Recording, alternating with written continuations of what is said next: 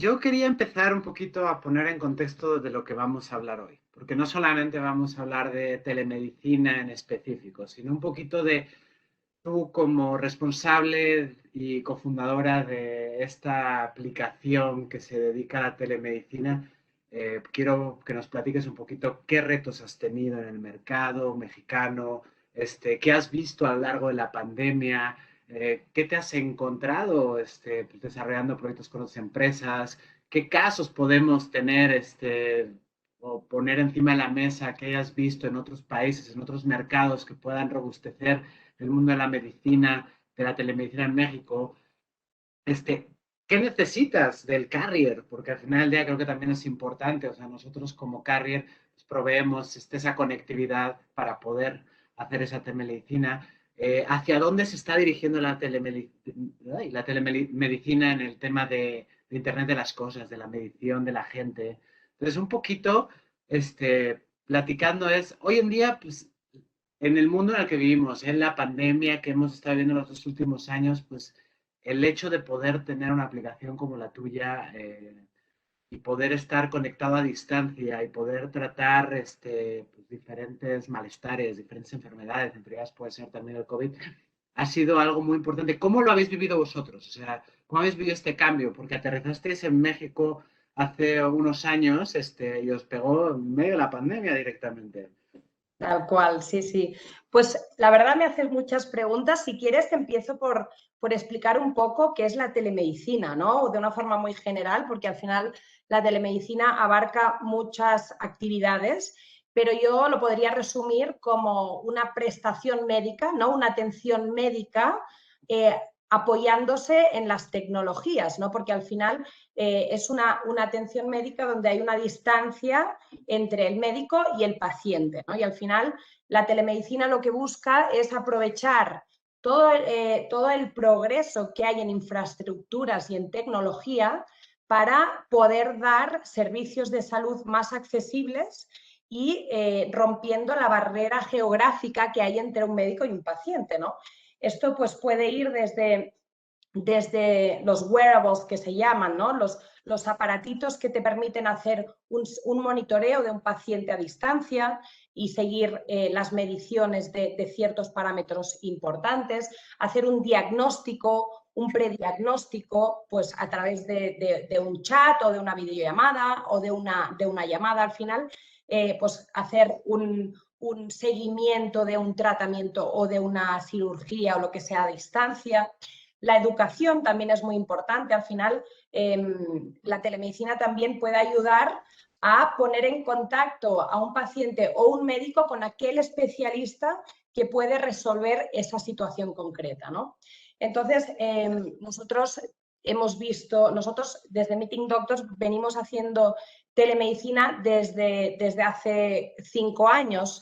Entonces, hemos visto con la pandemia una aceleración muy fuerte en la telemedicina, ¿no? Porque al final la digitalización se ha acelerado muy fuerte. Yo creo que con la pandemia igual hemos avanzado, y no sé si estaréis de acuerdo, pero igual hemos avanzado pues lo que no se había avanzado en 10 años, lo hemos conseguido en un año y medio, ¿no? ¿Cómo ves México? O sea, porque México es un país pues que siempre, yo creo que está a la vanguardia, siempre yo lo he visto a nivel nacional. México es uno de los países que más startups genera a nivel mundial.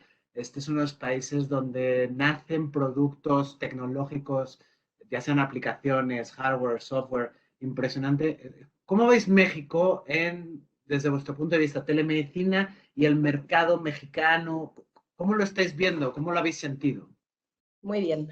A ver, nosotros creemos que el mercado mexicano presenta muchísimas oportunidades para la telemedicina.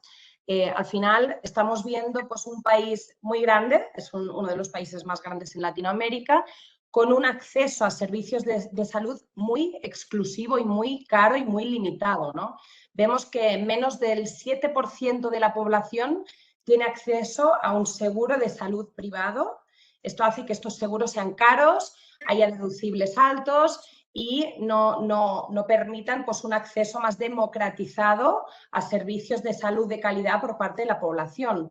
Es un mercado que también presenta muchas oportunidades en el sentido que hay una penetración muy alta de conectividad, de digitalización, de smartphones. Esto, al final, la telemedicina se apoya en la conectividad. Sin esa conectividad nosotros no podemos democratizar los servicios de salud para llegar a los que más lo necesitan, ¿no? Sin embargo, vemos que todavía hay mucho recorrido. O sea, la penetración de la telemedicina en México es mucho más reducida que en otros países. Y esto, o sea, puede ser una oportunidad y también un reto, ¿no? Porque hay que cambiar la mentalidad de la población y también de los médicos para estar cómodos con estos modelos alternativos y digitales, ¿no? Entonces, si comparas, por ejemplo, México con otros países, en Europa o en Asia, la telemedicina ya está a niveles de penetración muy elevados. De hecho, las estadísticas te dicen que el 70% de las consultas se pueden evitar a nivel presencial y se pueden hacer vía telemática. Esto significa una oportunidad brutal y te permitiría dar acceso democratizado a una población pues, muy grande en México que tiene unas necesidades evidentes, ¿no? Que al final del día es, pues tú eres una capa de esa telemedicina. Por un lado tienes médicos, por el otro lado tienes especialistas, por otro lado tienes las farmacias, por otro lado tienes los clientes. ¿Cómo, porque pues poner a todos de acuerdo y más en México, como has dicho al principio, el sector salud en México ha sido un tema, es un tema muy privado, es un tema muy de los seguros que te atienden médicamente, pues son bastante caros en México, no hay tanta penetración de ellos. ¿Cómo es una conjunción? ¿Cómo cruzas todas esas piezas específicas que tienen que atenderse para que todo funcione? Correcto. Súper buena pregunta y es un reto que existe pues, ahora mismo en el sector de salud digital en cualquier país del mundo.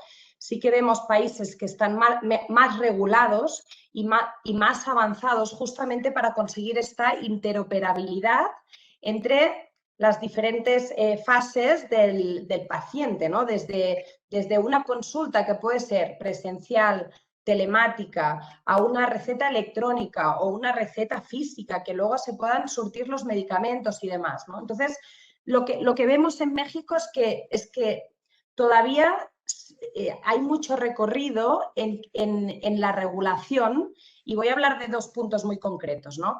La regulación de la receta electrónica y la regulación del expediente clínico. Al final, la receta electrónica en otras geografías como más avanzadas en salud digital, pues están unificados, ¿no? Y es un sistema único de recetas donde todas las farmacias o el 90% de las farmacias del país están integrados en un sistema único de surtido de recetas, de forma que esto permite pues, más seguridad a la hora de surtir estas recetas y que no haya perversión en el sistema, ¿no?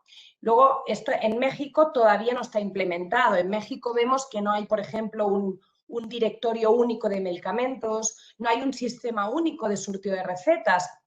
Es verdad que entre los players de telemedicina, pues vamos buscando ecosistemas como en círculos de empresas para asegurar que esa receta electrónica se pueda utilizar en ciertas farmacias, pero hay mucho recorrido por aquí. De la misma forma, pues está el expediente clínico único. O sea, idealmente lo que muchos países buscan es que haya un expediente único y que el paciente sea el propietario de ese expediente y no el centro médico, de forma que ese paciente, ya sea en una consulta presencial en el sector público o en el sector privado o en una atención vía telemedicina, pues tengan acceso a su historial único, ¿no? Y tenga todo el input de todos los médicos y de todas las intervenciones y demás. Oye, hace un rato, al principio platicabas acerca del tema de los wearables. Yo soy un amante del IoT, del Internet de las cosas. ¿Hacia dónde ves que vas a dirigir tú como responsable de la marca en los próximos años el tema de la telemedicina y el tema del monitoreo remoto? O sea, y cómo lo puedes llegar a conjuntar, porque al final del día, pues, una cosa es la aplicación, luego necesitas otro tipo de devices o aparatitos que pues, hagan esas mediciones. ¿Hacia dónde lo ves? ¿Cómo estás viendo ese mercado a futuro? Muy bien. Efectivamente, nosotros prestamos una atención médica a través de diferentes canales de comunicación, puede ser videollamada o chat, y la clave de que esta atención médica sea lo más óptima posible se basa en que el médico tenga la máxima información de ese paciente, ¿no? Entonces, los wearables son los que yo le llamo wearables, y disculpar la palabra en inglés, ¿no? Pero estos aparatitos que permiten, pues, controlar la presión arterial o controlar la glucosa de un paciente o un termómetro, un oxímetro, estos aparatos, pues cada vez más vemos que estos aparatos, digamos, si la tecnología lo permite, al final estas medidas que el paciente va sacando, pues, de su temperatura o del nivel de oxígeno o de la glucosa y demás, pues que se pueda compartir en un sistema donde el médico tenga acceso a todos esos parámetros, ¿no? Aquí, por ejemplo, una realidad que vemos en México es el problema de la diabetes. O sea, México presenta un problema de diabetes, es el segundo país en el mundo con más diabetes, tanto a nivel infantil como en adultos. Entonces, ya estamos viendo programas muy enfocados a estas enfermedades crónicas como la diabetes, el sobrepeso, la hipertensión, donde medidores de glucosa, por ejemplo, ya digamos que se linkean de forma automática y por Bluetooth. Todas esas mediciones se van subiendo a un sistema de forma que el médico, cuando habla con un paciente, puede ver todo lo que ha ocurrido, todas las mediciones, todas las evoluciones, incluso tener alarmas en caso de que haya alguna situación de emergencia, ¿no? Entonces, nosotros apostamos mucho por este camino, o sea, creemos que los wearables son fundamentales para que haya más información de un paciente que está en remoto, ¿no? ¿Habéis tratado algún caso, o sea, se ha tratado algún caso de COVID a través de telemedicina? La verdad que muchísimos. O sea, nosotros en 2020 vimos un aumento del número de consultas, igual se nos multiplicó por 3 en aquel marzo-abril donde empezó la pandemia. Vimos un aumento de por 3 veces las consultas, ¿no? Y la verdad que participamos en muchos programas junto con aseguradoras y demás, programas incluso gratuitos para la población, porque la situación era desastrosa, ¿no? En cuanto a acceso a servicios de salud, todos los sistemas estaban colapsados y demás. Entonces, pues no te sabría dar el número exacto, pero yo te diría que en 2020 pues más del 20-25% de consultas que tuvimos fueron relacionados con COVID y estuvimos pues monitoreando personas que estaban en su casa, que no se podían mover y que, oye, que querían estar más tranquilos hablando con médicos para saber cómo actuar, ¿no? Entonces, sí, la realidad es que sí. ¿Cuántos usuarios tenéis en México? Muy bien. ¿Puedes saber? No lo sé. Sí, bueno, a nivel, lo puedo comentar. Nosotros a nivel agregado damos servicio a 7 millones de usuarios finales. A nivel global, estamos en 15 países. En México empezamos hace un año, ahora mismo estamos en más de 250.000 usuarios finales. Creemos que es un número que tiene, o sea, mucho recorrido y mucho potencial, pero considerando que estamos aquí hace un año, pues lo vemos relevante. Yo creo que la telemedicina tiene una cabida impresionante en México, ¿no? Pues la verdad es que justamente en 2020 Meeting Doctors diversificó con otras verticales, ¿vale? Porque muchos clientes nos estaban pidiendo otros servicios con el mismo formato. Tenemos un formato de atención médica muy amigable y además es de respuesta inmediata, ¿no? Entonces, diversificamos además de Meeting Doctors, tenemos la división de Meeting Lawyers. Es aquello que dicen, oye, en tu familia busca tener un médico y un abogado, ¿no? Para estar tranquilo. Pues tenemos la división de Meeting Doctors, Meeting Lawyers y también la de Meeting Vets para cuidar de tus mascotas. Con la pandemia, la verdad es que ha surgido una necesidad con el tema de mascotas brutal.